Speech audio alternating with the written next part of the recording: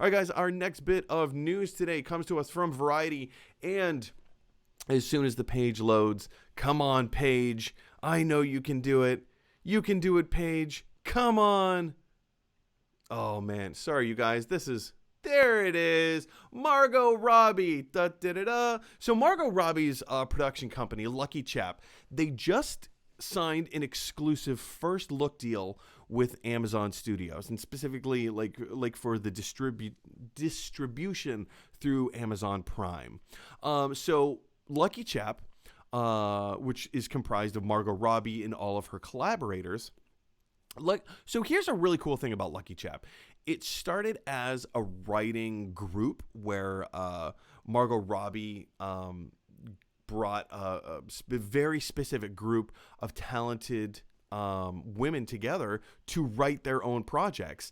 And I believe last month, it was reported that every single member of this group had at least one of their projects professionally picked up and produced by other networks or movie studios or whatever. Very, very successful group. And now they've turned it into an actual production company called Lucky Chap.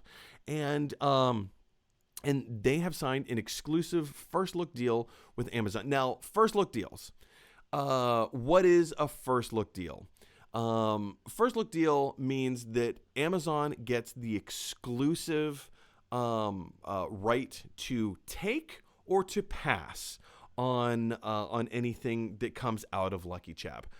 Anything that comes out of Lucky Chap. So for the next, let's just say if they sign a 5-year deal, for the next 5 years, however, I have no idea how long this deal is for, but let's just say that for the next 5 years, if that's what the deal was for the next 5 years, anything that Lucky Chap comes out with, Amazon has the right to pick it up first.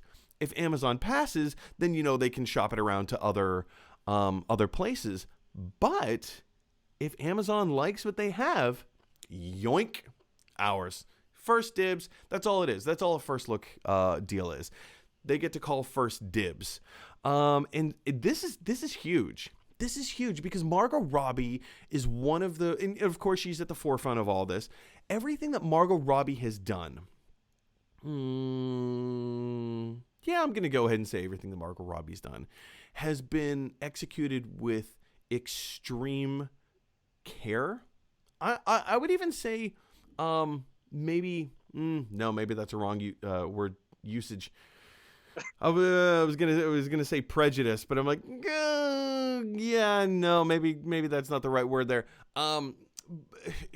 Everything that she has worked on and collaborated with, she has put so much care and thought and detail into, and she makes really good work. She puts out some really great stuff. So to see that Margot Robbie has now signed in her production Lucky Chap, they've put out a really cool. It's not a groundbreaking deal over at Amazon, but I think this could really benefit them, especially she and her writing group and everyone associated. Giancarlo, you're hearing about this. What's your knee-jerk reaction, and what are some of the benefits do you think that we could see coming out of this exclusive deal with Amazon? My kind of knee-jerk reaction, I don't know. I'm wary of these exclusivity kind of deals. Just knee-jerk. I'm a big kind of video game person also. And that's an industry where they're especially right now as these kind of new big consoles are coming out, there's a big focus on exclusivity and which consoles will get this. It operates kind of similar to how the kind of streaming studios kind of will get exclusive rights to things. And on the one hand, I don't know. Sometimes I don't. It's not the biggest. I'm not the biggest fan of it because it's just these big companies just kind of grabbing onto these things and holding onto them for themselves.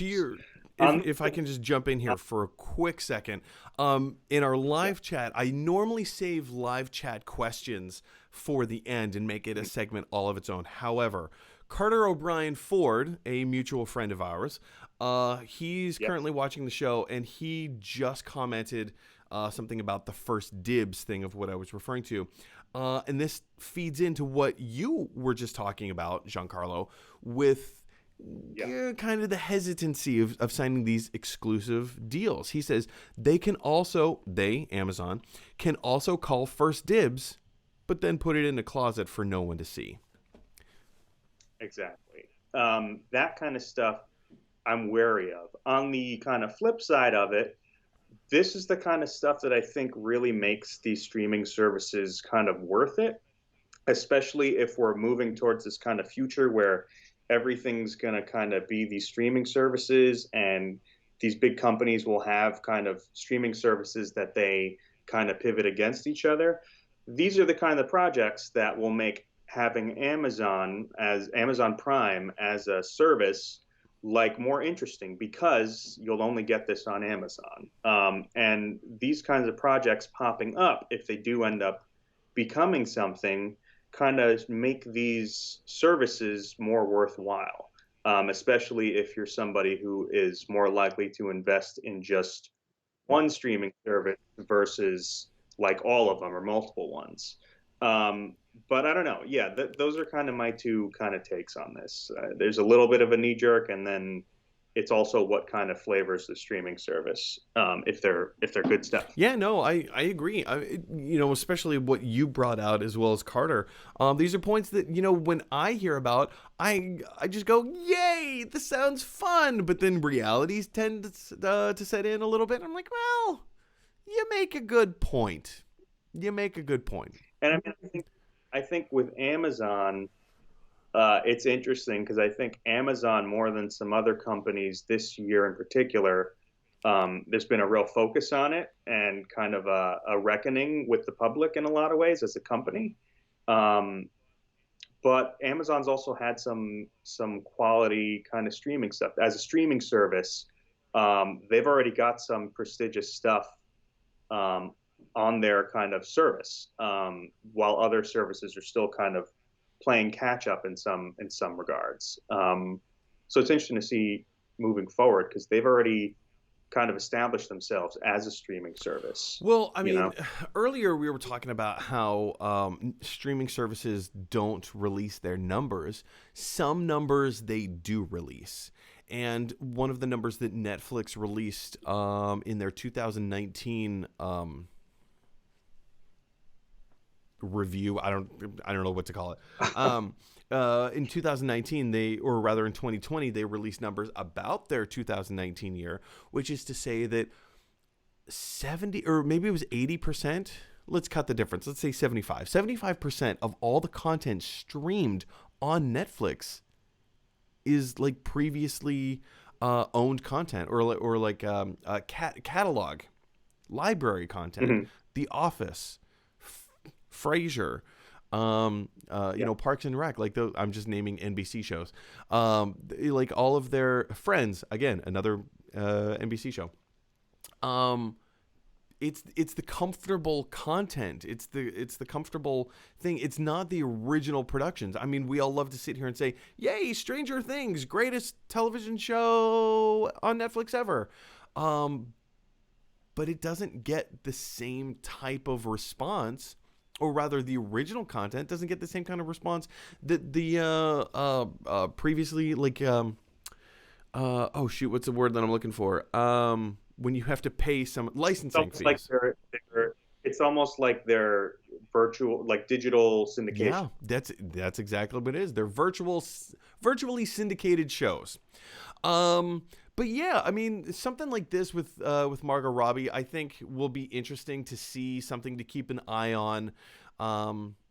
Just kind of see where it goes. I mean, this could be awesome. This could be, I'm not going to go so far as to say it's going to be a shift in the way that production deals are made, because these types of deals happen all the time, but definitely something to be aware of and see what happens in the future. Big question is for you guys, what do you think of Margot Robbie signing, or not just Margot Robbie, but her production company, Lucky Chap, signing an exclusive deal with Amazon? Do you think that's a good idea? Do you think it's a bad idea? Do you think it's good for them?